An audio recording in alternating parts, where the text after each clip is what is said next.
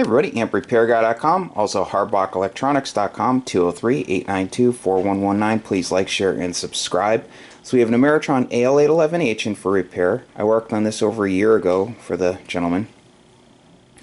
So he said he started developing a problem.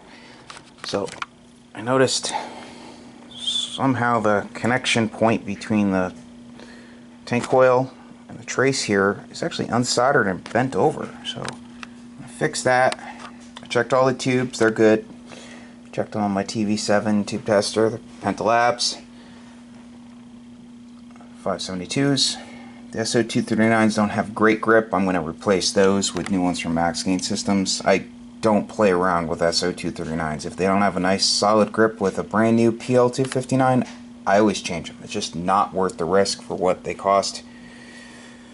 So I'm going to fix that, and I'll be back. So see you soon.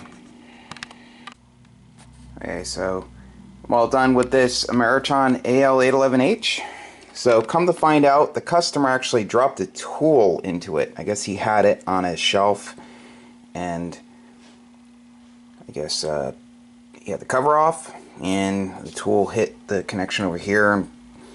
So anyway, it's fixed. Replaced the SO239s.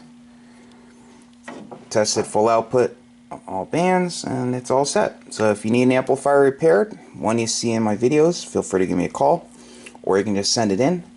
All the ship to info is on my website. It has to meet those guidelines, otherwise you will have to call me.